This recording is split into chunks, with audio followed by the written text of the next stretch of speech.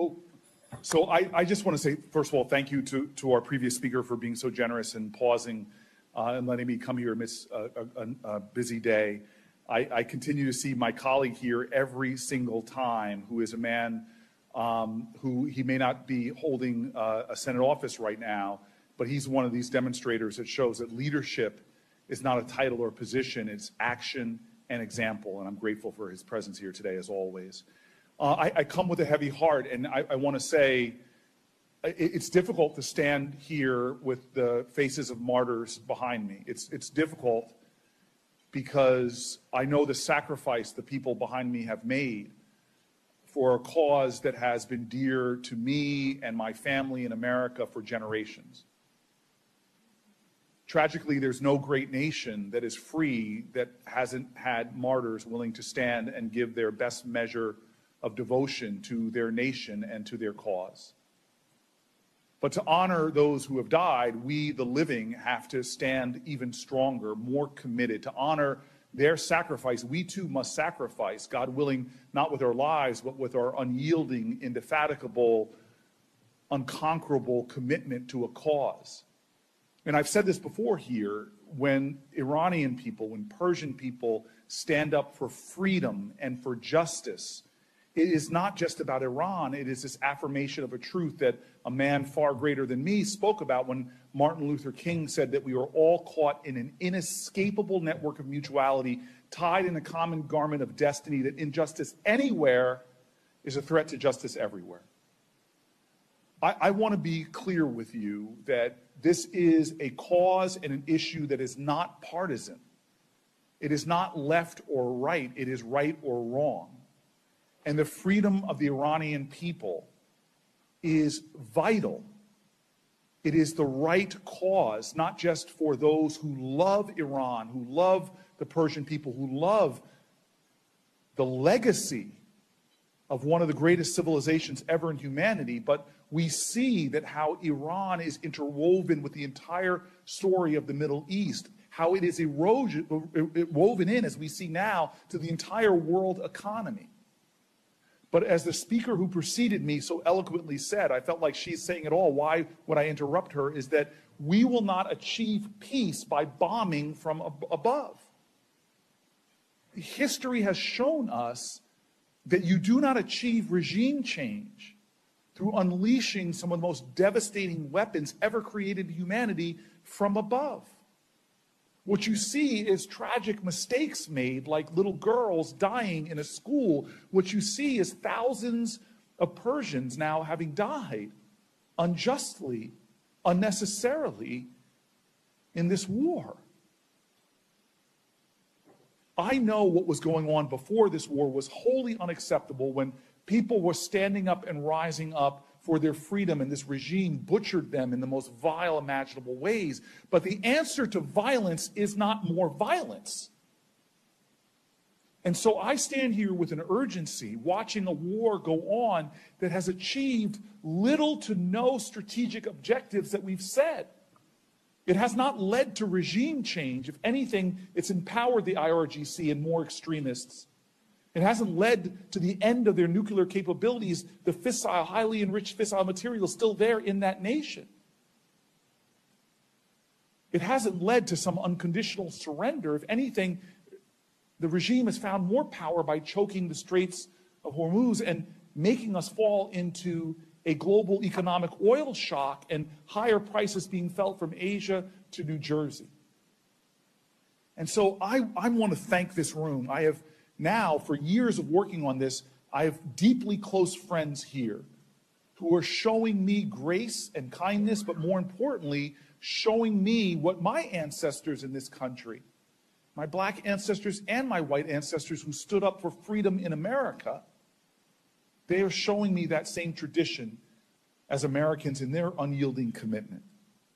I want to make clear before I go that the horrible stakes of endless wars and the fact that there is no military solution to ending this war, that I am going to do everything I can in the United States Senate to push us as a body to hold hearings, to debate, to discuss what's going on in Iran right now.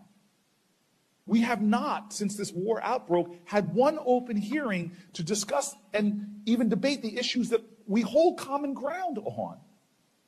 There is not a senator in this body, not one of the 100 of us, that don't want to free Iran. But why aren't we having a marketplace of ideas in the world's most deliberative body? Why aren't we holding accountable any administration? Because whatever you believe about the current one, no administration is perfect. This body that you are in right now, the Senate, was formed, if you look at the Federalist Papers, Federalist Paper number 47 said the Senate was created to provide a check and a balance to an administration that may overstep its bounds.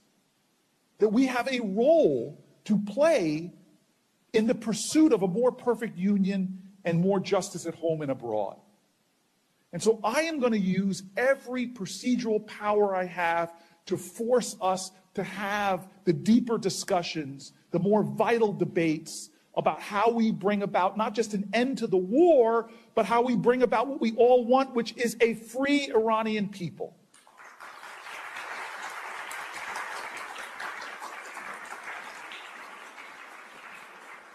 And so I will end with this.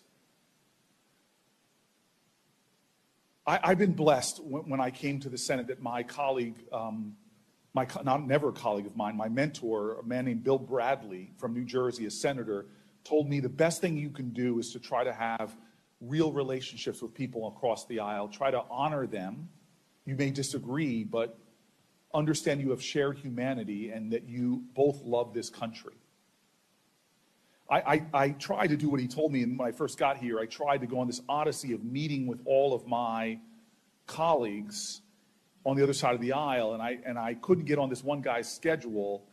And finally, I got 15 minutes, they told me, that I could sit down with this lion of the Senate. I'm a new guy, a young guy in the Senate, and he agreed to meet with for 15 minutes. I was actually nervous, that I can confess that now.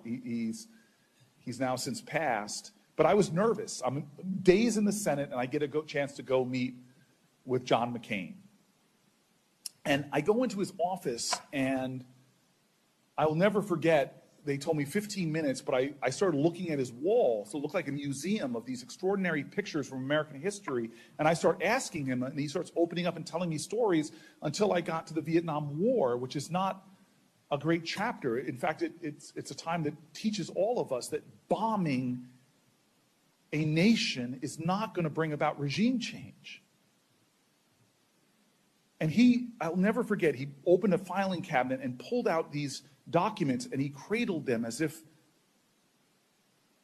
they were living and still being processed by him. And he showed me not only documents about his time as a prisoner of war, but he showed me a picture of his lifeless body being carried after his plane crashed out by Vietnamese soldiers.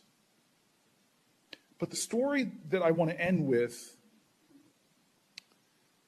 is a story he told me that so moved me, I included in the book I just wrote, in a chapter about patriotism. And my argument in the chapter is patriotism is never brash and loud. It is the quiet devotion to the ideals of this country and to the people of this country. Our greatest patriots did acts of devotion that were not seen, not televised. And here's John McCain telling me the story about Mike Christensen in this POW camp that asked for scraps of paper, of cloth rather, that he brought together, different color cloth, and on the inside of a jacket, he put an American flag. And every night, he said, when they were getting ready to settle down for the night, he would hang the jacket up so the American flag was facing them, and they would put their hands on their hearts and pledge allegiance to that flag. And he said it was like this reaffirmation of faith, not just in a flag, not just in a nation, but to her ideals, to the enduring ideals of freedom and justice. One day, the Vietnamese prison guards found the flag, dragged my Christian out, and beat him within inches of his life. He was thrown back in, and John McCain said his face was all swollen up. He was so badly beaten. And they tended to his wounds, and they were going to bed, and he said he fell asleep, and then he woke up. And there he said he saw in the corner of the structure Mike Christensen sitting with a bamboo needle, face swollen, hands shaking, and he was again sewing together an American flag.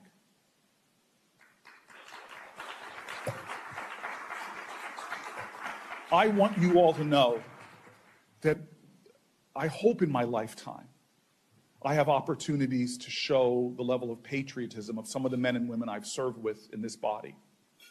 I hope that I have the opportunity to show the level of patriotism that so many Americans do, those that fight our fires, that patrol our streets, that serve in our military, that teach our children. Their quiet patriotism is how we've sustained this nation. But I want you to know that when we pledge allegiance to the flag, all of us in this room as Americans, when we put our hands over the hearts, remember, we end with those words, with liberty and justice for all. It is not just an American ideal. All people deserve liberty. All people deserve justice. The people of Iran will be free. Thank you.